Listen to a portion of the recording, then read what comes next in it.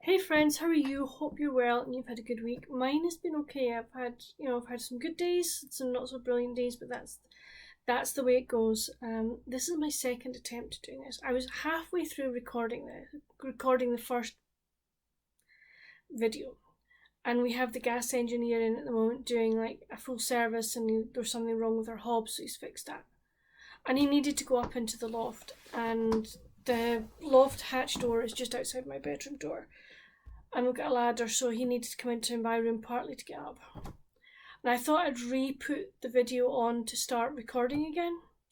I chatted for 10 minutes and didn't record a damn thing.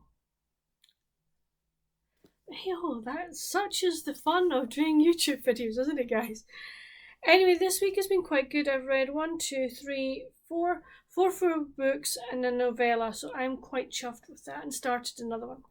So I read Dewey, Decimated by Allison Brock. This is a NetGalley e-arc for me. I will be doing a separate video for that, and I'll give you my thoughts on that. I then picked up A Surprise Christmas Wedding by Phillipa Ashely. Now, Phillipa Ashely is very much a hit and miss with me, and I'm afraid this one was a bit of a miss. I only gave it 3 out of 5. I just couldn't connect with the characters. I just didn't care that much about the characters. So we meet Lottie, who, year previous to the start of this book, got engaged to Connor, and he then walked out on her, and she's heartbroken, so she shifts jobs and becomes a events manager and for this up and coming estate hotel. It's like a country house, house that's been made into a boutique hotel. And she loves her job. She is, really, really enjoying it, is happy. She's got a lovely cottage on the grounds. Next door to her lives the man who deals with forestry in the estate, Jay. And he's got a dog called Trevor. And they sort of nod to each other and say hello occasionally. And, but she's kind of glad to have him there, sort of thing. And one day her boss comes to her and goes, "Oh, we need to get some weddings booked. It would be great to have a winter wedding so they could see the hotel, as it's decked out for winter, for Christmas, etc." And lo and behold, this couple arrive unannounced, asking if they could possibly have their wedding there the week before Christmas. And this is kind of like, say, 8 weeks out. When Lottie is introduced to the couple, lo and behold, it's her ex-fiance. And she is absolutely shocked. He's kind of gobsmacked.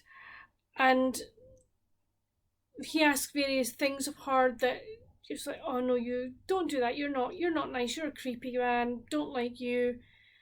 Grow up, own what, the two of you were ex-fiancés, own that," but he won't.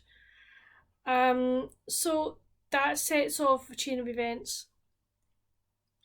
Meanwhile, Jay is keeping very much to himself, and the other members of the estate staff try to invite him to things, but he won't come. But Lottie seems to be able to get through to him a bit more than anybody else, and she eventually manages to get him to come to a few events, and he actually enjoys himself and has fun. And their romance is very much, shall we say, at times secondary to the main plot of this wedding and Bridezilla. So there's that, but no, it just didn't tick any of the boxes I tend to like for Christmas romance, so I only gave this one 3 out of 5. I then finished listening to Old Yeller. My friend Beth from Soul Stained Ink, I will leave her channel linked below. She very kindly narrated Old Yeller chapter by chapter for me on video form and put it onto YouTube. because I was having difficulty getting the book. She did a superb job of this. It was a great narration. She brought the characters to life, brought the whole situation to life. A couple of bits in it that are pretty sad, and I could see her trying not to cry, or I think at one point she was crying, or she was so emotionally invested in it as well. It was really, really good. I gave it 3 out of 5. It's a really good book as a social commentary. It really is a social commentary of that time period within Texas, America. Really good. There are certain situations within this book that would be problematic in our modern day, and I don't think that a lot of parents would be happy with their middle grade children. It would definitely be older middle grade would read this. I wouldn't give this to a 9-10-year-old, even an 8-year-old. No way. They would need to be, I would think, definitely older middle grade to read this. But even then, I'm not too sure that parents would be happy with their children reading it. But as I say, social commentary, really enjoyed it, and that's why it got 3 out of 5. I then picked up The Road to Rose Bend by Naima Simone. I discovered that at the back of the book we have the short novella Slow Dance at Rose Bend. So I read that first, and that is Sherry and what's his name? Folk are going to be shouting, Maddox. This is their story. So Sherry comes to Rose Bend, every summer for a fortnight for the motorbike festival and rally, where she has a stall selling her own beautiful homemade jewellery. Maddox owns the kind of bar in town, and she is there one night with her friends who live in Rose Bend for a party, because their friend's daughter is like an engagement party. And she and Maddox get chatting, and the rest of the story is basically their romance. There was quite a bit she managed to get in the short amount of chapters, in 4 chapters, she got conflict, and she was like, you're very much will they, won't they? And it was really well written. Yes, there's some heat in this book, in both books in fact. The steam level is quite high, so just, if that's not your thing, then I understand. I can take it or leave it. As long as it's not too explicit, then I will, I tend to be okay. But if it's really, really, I'm like, oh no. But no, this one is probably slightly on the high side for me of the heat level. But it is what it is, and it's actually well written. So that was good. In the main book, The Road to Rose Bend, excuse me, we meet Sydney, who is coming back to Rose Bend after an 8-year absence. She fled after the death of her older sister and what she perceived as the rejection of her parents. This is all written in the back in the blurb, so I'm not giving you any spoilers. On her first day there, on her way into town, she stops somewhere, sees this man. He comes to speak to her, and she realises it's Cole, whom she has known since she was a child. So that's fine. The reception she gets from her parents is not one that I would have wanted either, and I can understand why she feels the way she feels about this rejection. We follow Sydney as she is beginning to, trying to find her feet again in Rose Bend, and, trying to reassert herself within the community. I love the way that she picks up friendships that she had when she was a child. I thought it was really, really good, and a lot of people were very caring about her. There is one character, Jenna, who is an absolute bag. She is a nasty, vindictive piece of work, and I really didn't like her. I don't think you're supposed to like her. Spoiled, entitled brat, and more. And she has her little clone, her little coven, you know, who are there just to make her feel better. Oh. How Sydney didn't wallop her one, I don't know. I really don't. I mean, kudos to her that she kept her temper. You know, I think I would have. It would have been hard for. I'm not one to anger easily. But if someone's being that vindictive and awful, I don't think I wouldn't have walloped her. No, I would have tried to come away with a pithy, pull down. But no, I don't think you like it. I really liked the way also that you got the conflict with Cole. He's attracted to Sydney very much so, wants to be with her, but he's a widow and something happened in his past, and that Sydney is bringing up memories of that for a very specific reason. I also enjoyed seeing how Sydney coped with her parents and how her parents coped with her. Various things happen, and all in all, a really good book, and one that I'll be carrying on with this series. That's for sure. I then picked up The Merry Project by Cathy Bramley. This is one of my Christmas books I'm trying to get finished before the end of this year, before December, so I can get some new ones. I'm on chapter 19. I've only got 150 pages left, so I think I'm going to finish that this week or this weekend. I will tell you more about it when I do my wrap-up review next week, but at the moment I'm really enjoying it. It's good. And then yesterday I was out because I had to go and pick up a pre-order that I had at Waterston's. And I am just really, really excited about reading this book, but I'm actually going to keep it until probably October time, and that is Cold Cold Bones by Cathy Rice. This is the next in the Temp Brennan series. I think this is number 21, I think. So yeah, I am really looking forward to seeing what happens to Temp and everything in that one, but at the moment, as I say, I'm going to keep it until probably October time. I am definitely trying to get my way through all my summer books just now, and probably my Christmas ones, because as I say, I want to be able to buy new release Christmas ones this coming winter. So that's kind of what I am focusing on just now. I have this huge pile as well for the autumn, but I know that there are 3 books on that I'm really not sure whether I'm going to read them or not. I think I might try a chapter tag, see how I feel about them. But yeah, so that's kind of where I'm at. Reading wise, I say this weekend, finish the Cathy Bramley, pick up one of the summer books that I have to read, and that should hopefully get me through that, and then I will start a new NetGalley book on Monday, I would think. I try and keep the weekends for my physical TBR and the weekdays for my Kindle one, but I do only read my Kindle downstairs.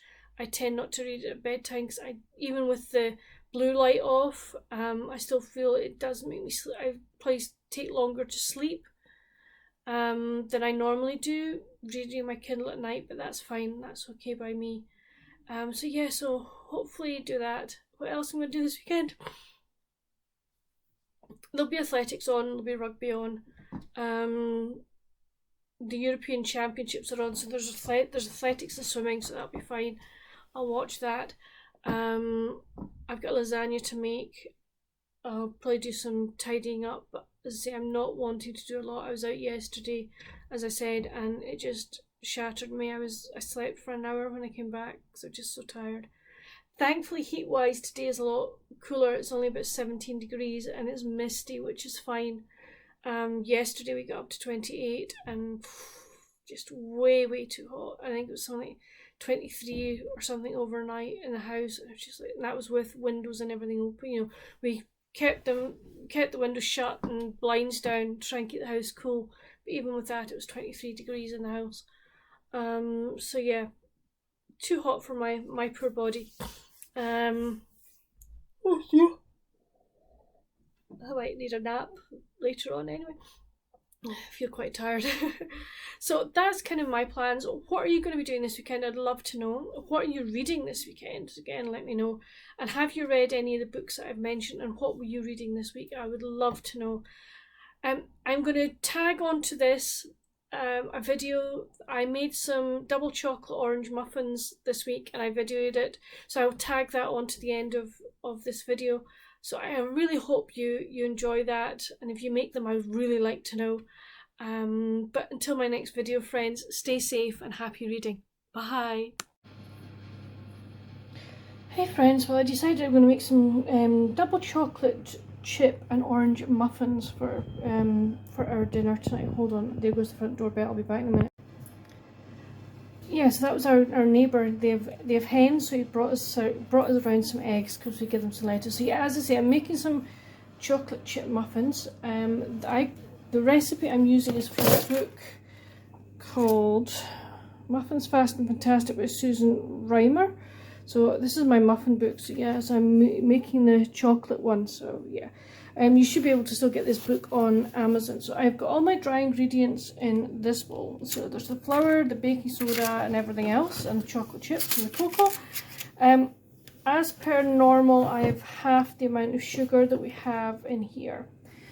And then in there I've got milk, an egg, oil and the zest of an orange and some orange essence. So I'm going to whisk that together and then just mix this and then mix the two together. So nicely mixed, I just used a spatula and just used a fork to whisk this together. So I'm just going to pour this in here and then I shall just mix it all together very gently using the spatula. You can use a spoon, whatever.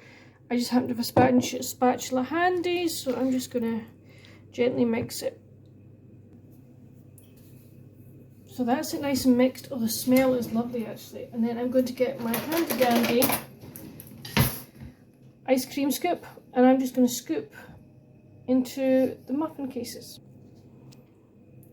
Okay, as I scoop, I scoop towards me and then I level off on the side of the actual bowl. So it's really hard to show you guys without putting this all over.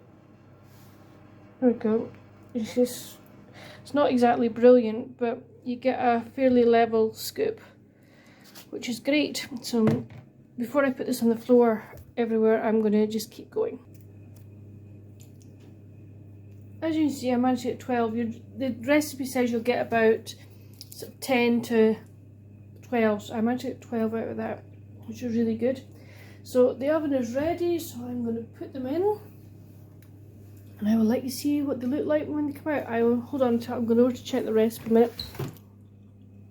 They go in for 20 to 25 minutes, so I'll let you see what they look like when they come out. Okay, that's them out the oven. They were in at 190 degrees C for 20 minutes. So I'm just going to leave them to cool here, but oh, the smell is lovely. So yes, I'm going to leave them to cool for a minute, pretty well, and then I'll put them onto cooling rack to cool completely. Okay, I'm going to try my muffin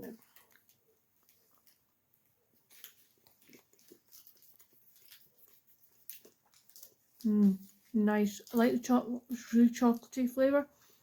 Really deep chocolate, which is fantastic. And you just get a little hint of the orange. Oh, that is very tasty. I'm going to see what the other people in the family think of, so I'll let you see their reaction as well. As you said, it's the chocolate, but then there's that wee touch of the orange that you can find coming through all the time. Really lovely.